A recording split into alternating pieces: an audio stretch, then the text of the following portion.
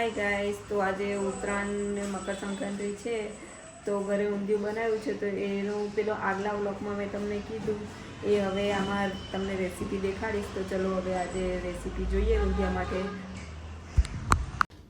તો અહીંયા પેલા ગાજર, ફ્લાવર અને ટીંડોળા લેવાના છે, જેને આવી રીતે કટ કરવાના. પછી કાચું કેળા, રતાળું અને શક્કરિયા લેવાના છે. રતાળુને આવી રીતે પીલ ઓફ કરી દેવાનું અને શક્કરિયાને સારી રીતે ધોઈને આવી રીતે કટ કરવાના અને બટાકાને આવી રીતે થોડા થોડા કાઢી નાખવાના છોડા. અને આ છે ડોરી રીંગણ.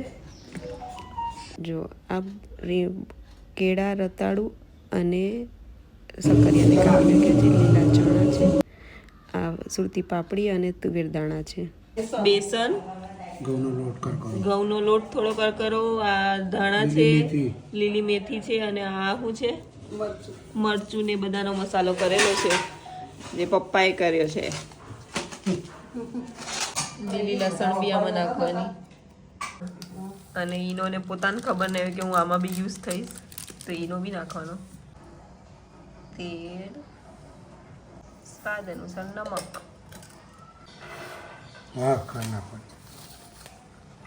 તો બધાને આવી રીતે સારી રીતે મિક્સ કરી દેવાનું. હવે આમાં થોડું લીંબુ અને ખાંડ નાખવાની. બસ થોડી ખાંડ. તો હવે થોડું થોડું પાણી ઉમેરી અને ઊંધિયાની ગોટીઓ માટે ડો તૈયાર કરીએ. A few minutes later. તો અહીંયા આપણો ડો તૈયાર. બટાકાને કટ કરીને થોડા ફ્રાય કરી દેવાના. પછી રીંગણ બી ફ્રાય થશે. કાચા કેળા, રતાળું અને ગાજર ના કહેવાય, શક્કરિયા કહેવાય.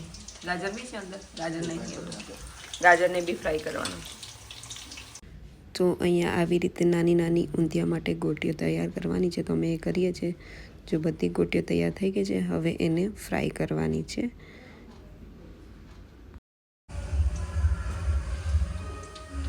આ બધું ફ્રાય થઈ ગયું છે. બધું જ શાકભાજી જે ઊંધિયામાં જોઈશે બધાને ફ્રાય કરી દીધું છે. આ બાજુ એની ગોટીઓ ફ્રાય થાય છે. તો ઊંધિયામાં મેરિનેટ કરવા માટે આ મસાલો તૈયાર છે. સ્ક્રીન પર જેટલા મસાલા છે એને ભૂનીને પછી મિક્સરમાં પીસી કરીને લીલા ધાણા નાખી દીધેલા છે.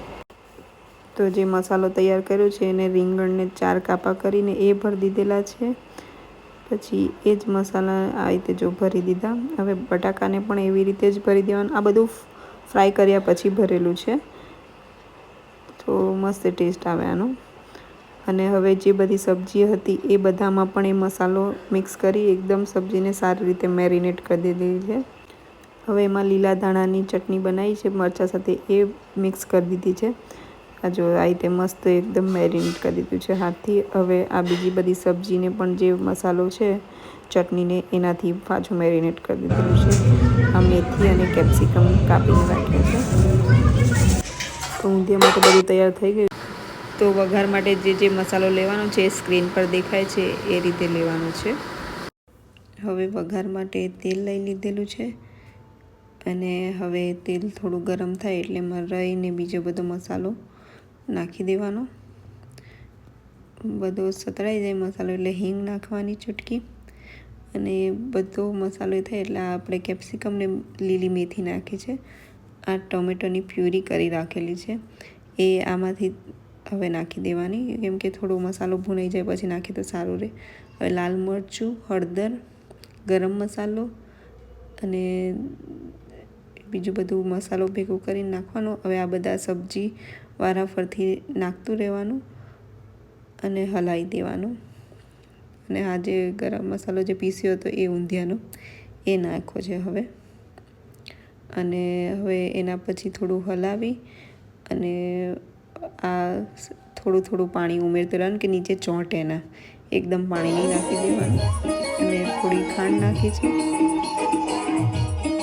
જો જમવાનું બનાવતા બનાવતા વચ્ચે ડાન્સ બી આવી જાય છે તો ડાન્સ બી એન્જોય કરી લઈએ.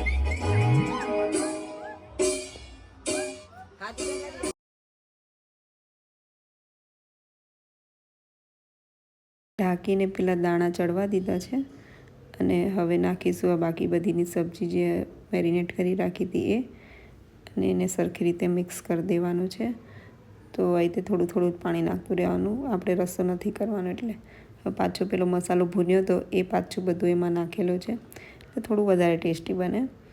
હવે આ બધા રીંગણ અને બટાકા જે મસાલા ભરીને રાખ્યા હતા એ આવી રીતે ગોઠવીને મૂકી દેવાના અને પછી એને બી થોડી વાર પકાવવાના આવી રીતે ઢાંકીને આવું 10-15 મિનિટ 10 મિનિટ તો બહુ છે, એટલું નાખી જાય એટલે પછી એને જોવાનું, કેમ કે તરેલા છે એટલે એને ચડતા વાર નહીં લાગે.